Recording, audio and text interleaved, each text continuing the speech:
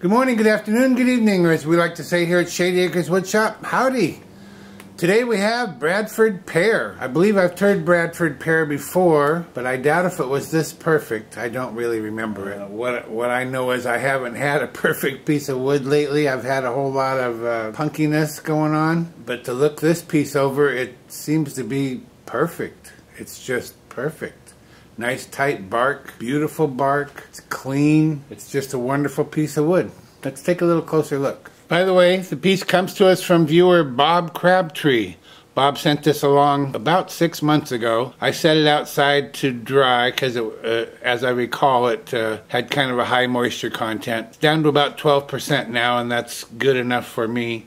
Around here, 10% is about as dry as it's going to get. Like I said, I'm just looking forward to a perfect piece of wood. I've just had nothing but trouble lately. Not that they haven't turned out nice. I've had some nice pieces, but they've just been punky and just giving me a hard time, and I don't think this one's going to. Look at that bark. Look how tight it is. I don't think we're going to have any trouble with that. This will be a bark-on piece, a live edge piece. This will be the top. You can see right there in the center where I marked to drill a hole for my woodworm screw, which is what I'm going to go do. And we'll get this mounted up on the lathe and get to turning this Bradford Pear from Bob Crabtree. Thanks, Bob. Well, I meant to show that to you, dang it, but I guess I was so anxious to get going on this piece that I forgot. I'm sorry. I went over to the drill press. I installed this Forstner bit, 2.5-inch Forstner bit, after finding the center of the top of this, and I drilled that flat spot for my chuck jaws to rest against, and then I drilled the 5/16 inch hole for my 3/8 inch woodworm screw, and now we're going to put it on the lathe.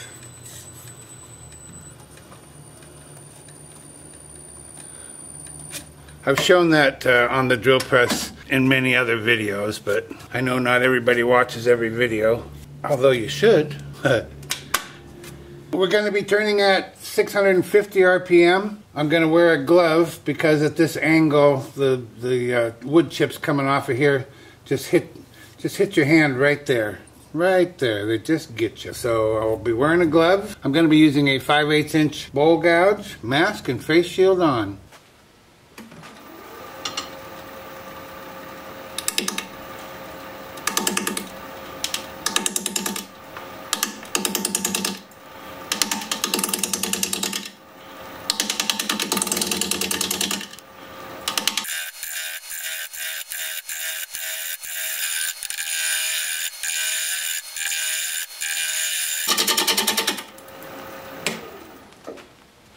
I just like to stop often and just see where I'm at, see if there's a shape developing that I hadn't planned on, something I like. I'm trying to make something out of this, but it's not grabbing me yet, but we'll stop again.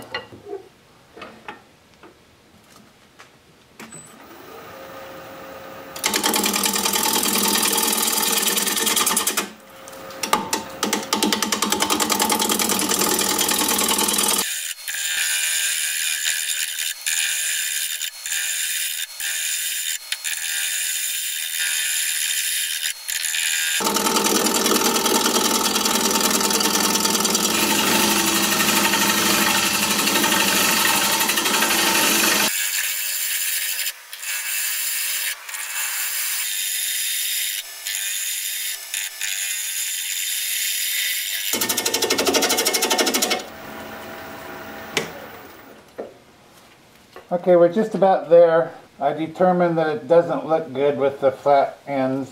I'm also about where I want to be on the sides. I can get a cleaner cut coming from this way. I've been going that way in order to keep the bark on, but I think we're pretty safe now, so I can start coming this way. But first I need to work on the bottom, get it flattened off, get a tenon on there, or a recess, whichever, so that I'll know where I can start with my side down here. So let's do that.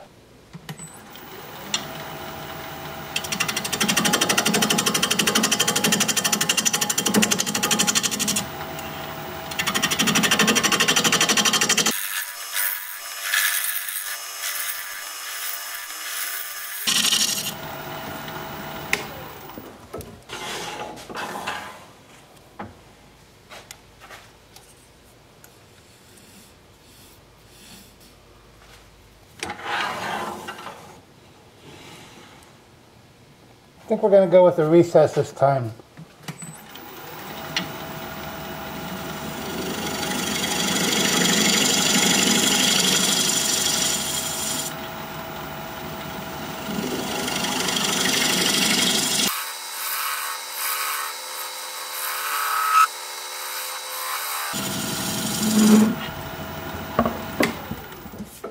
Now I'm going to use my recess tool that creates a dovetail on the inside here to match up with the jaws on my chuck.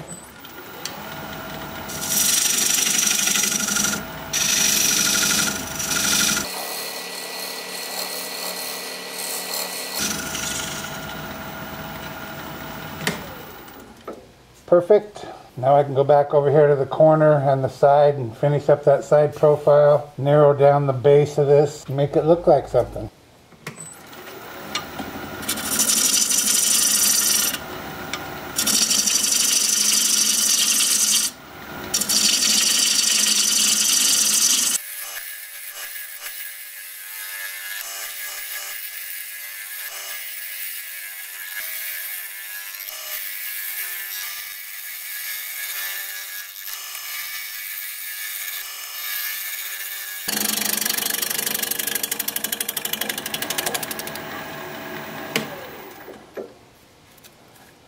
Okay, my points are good, but my cut sucks. I'm good up to here, and then it gets bad on me. I'm just no gourd rock when it comes to this. Gourd's your man if you want to see some fine tool control. I want to do a little shear scraping over here.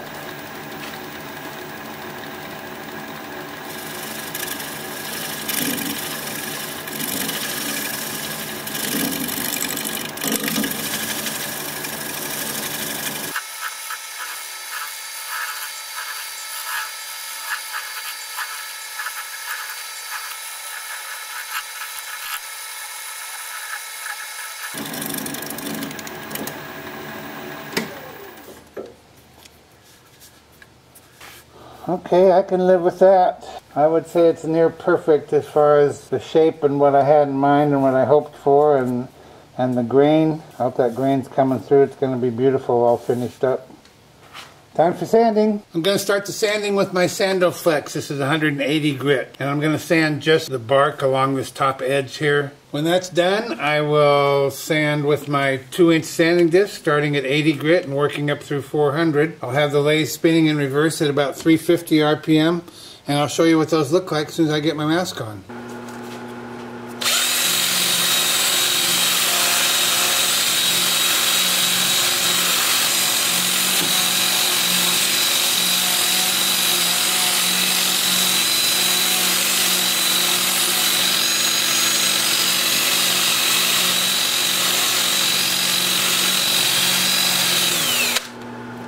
And that bark is so nice, that's about all I have to do. And that just cleans it up and smooths it out, but it doesn't change what it looks like. Really a great product. Then with the lathe spinning in reverse at about 350, like I said.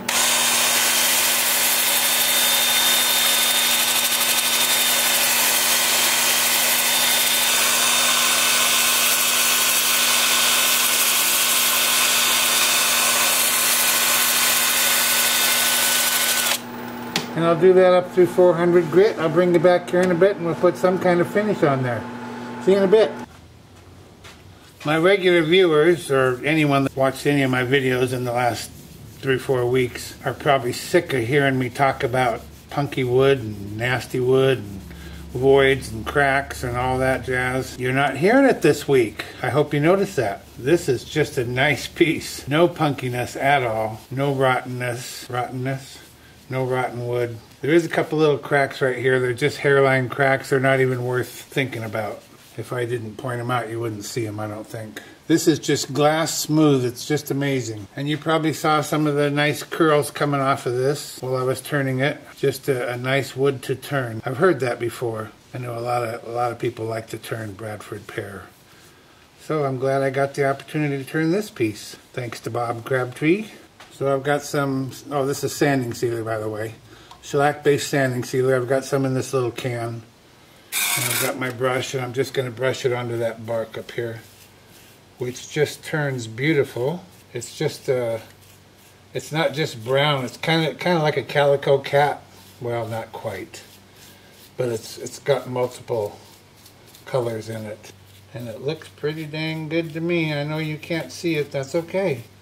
That's okay. You'll see it a little bit later. So I'm going to put on 2 coats of this sanding sealer. That's the first coat. I'll put on another coat and then 2 coats of shellac applied exactly the same way. I never show that because it looks exactly like this. No difference at all. None. Zero. Zip.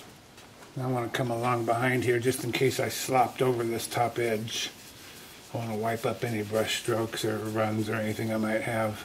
Anyway, so 2 coats of this, 2 coats of shellac, and I'll bring you back here in a bit and we'll start working on the inside. See you in a bit.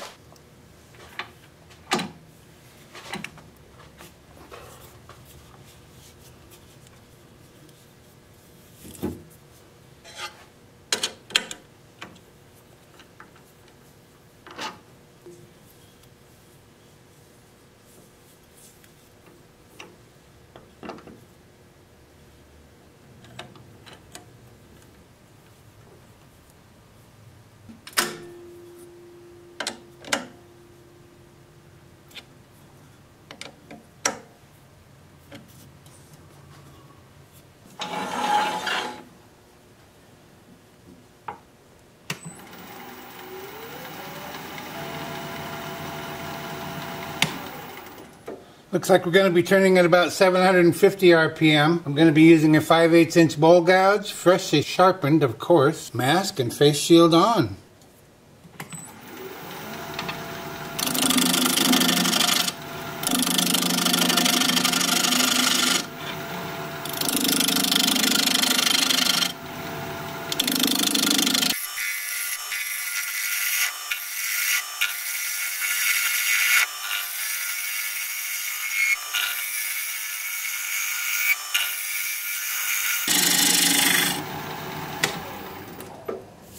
What do you think? Too thick? A little thinner? You like the thickness? You like seeing lots of bark? Or you want to see less of it? Speak up. Okay, a little bit less. I heard you.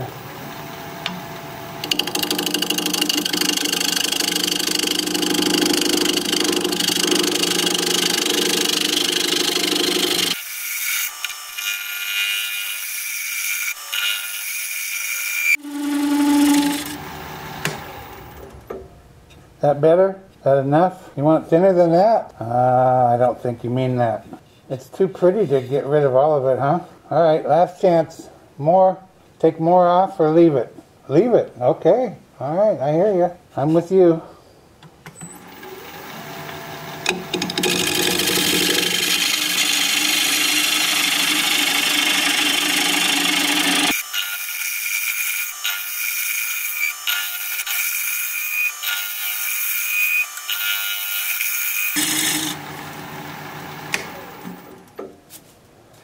Yeah, you're right. That does look better. That looks real good. Okay, now, while I still have some center support, I need to clean up my cuts along this side here. If I get rid of all the center support, this is basically wood that's connected to the side and it's supporting this side. But if I get rid of all of it, pretty soon this side will start vibrating. You won't see it, but it'll happen. And then when you try and clean it up, it's just about impossible. So you want to do that as you go along. And I like to do it by shear scraping.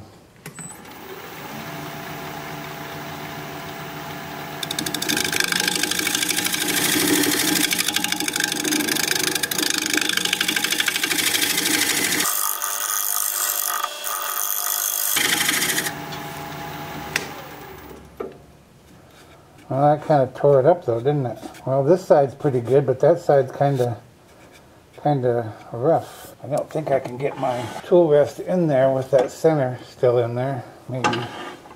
Okay, we'll try that.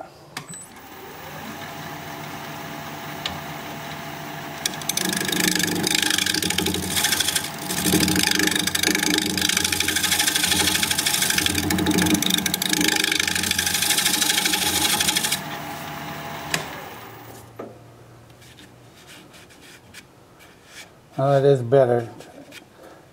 Huh. It's funny because you'd think that's end grain. You'd think if it's going to be bad over there, it'd be bad over here, but it's not. There's no knot there or anything. I don't know quite what the deal is. I could try a scraper. I'm not a fan of scrapers.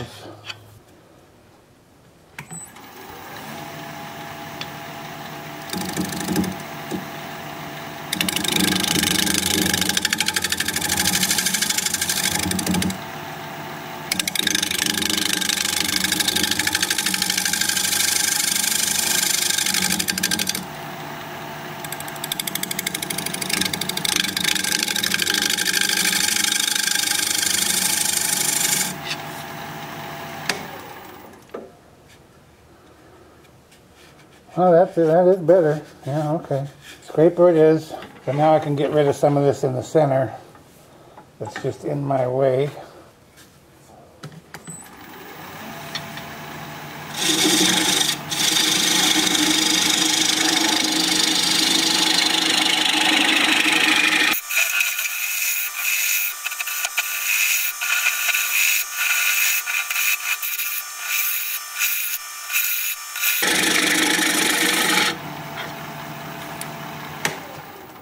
What I better do before I forget, especially since I'm on a recess, is check that thickness.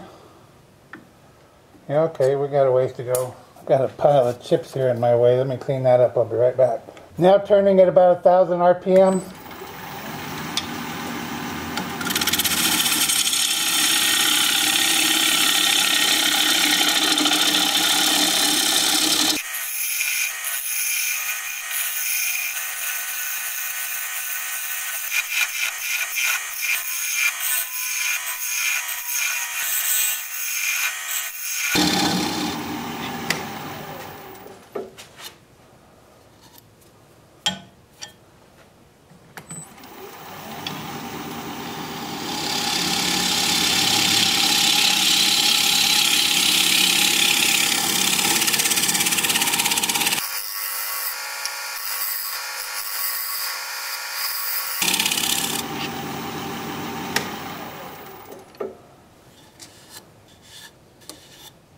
I'm good. You good?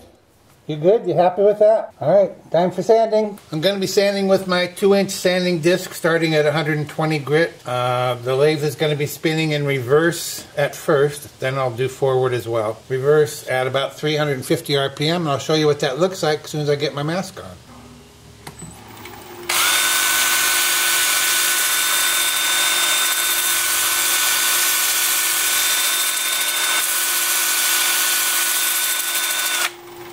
And when you're in reverse, be sure you're working on this side. Be sure you're working with only the top of your disc. Don't try and use the whole disc. Don't use the bottom, because it'll get caught. If you're using the bottom, it'll get caught when this comes around. So you're only using the top, and be sure it's spinning in reverse as well, because you're only using the top. You want it coming out. You don't want it going in. You don't want it going this way to catch that edge. You want it coming out. So it's in reverse. Well, this is in reverse. Now in forward, work on the other side and be sure your drill is in forward.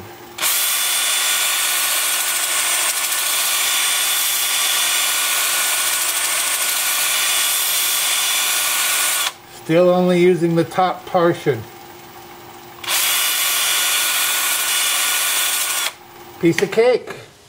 I'll do that up through 400 grit. I'll bring you back here in a bit and we'll put some sanding sealer on there. See you in a bit. Well, that sure did sand up nicely. It's just glass smooth. This is the same sanding sealer I put on the outside, shellac based sanding sealer. It's called Zinsser Seal Coat. And I like to just rub it in a circular motion like this. I think that's the best way to get it into the pores of the wood. So I'll get 2 coats of this on, just like I did on the outside, and then 2 coats of shellac, and I'll bring you back here in just a little bit, and we'll take a look at this thing. I really like it. It was a real pleasure to turn. Okay, see you in a little bit. Be sure you stick around to the end of the video so you can see the before and after shots of this piece. If you'd share the video, I'd truly appreciate that. Thank you so much. Well, here it is, one Bradford Pear live edge bowl in the books. Nothing really special about it except that it's a perfect example of a live edge bowl. It's just well, near perfect. Well, it's perfect. Well, I don't know what to say. It's pretty perfect. It's, if you look up live edge bowl in a dictionary, you'll see a picture of this thing in there, I'm sure. Bradford Pear. Oh, by the way, this video should be airing, I believe, September 29th. 2 days later is my birthday, October 1st. So, I expect in the comments for this video, for my birthday, poetry. So, start getting your poetry ready for your comment on this video on October 1st or September 29th or somewhere in there. Okay? Oh boy, I can't wait. I can't wait. That's going to be cool. Anyway, here it is. I hope you like it. I had a lot of fun making it because of the nice curlies that came off of it. And I just love that bark. I said calico. I didn't really mean calico. What I meant was mottled, different colors. I hope it's coming through on there. It's perfect bark, it's perfect wood. My turning is pretty near perfect. The finish is pretty perfect. It's just pretty perfect. Thank you, Bob Crabtree, for sending this along for all to enjoy. If you like this video, thumbs up please, I'd sure appreciate it. If you're a subscriber, thank you very kindly. I truly appreciate that. If you're not a subscriber, you might consider becoming one. I put out regular videos, about one a week, and I'd like to keep in touch. An easy way to subscribe is just click my picture you see there near the end of the video. Your comments are always welcome and I truly love reading them. So for now, this is Phil, Shady Acres Woodshop, signing off.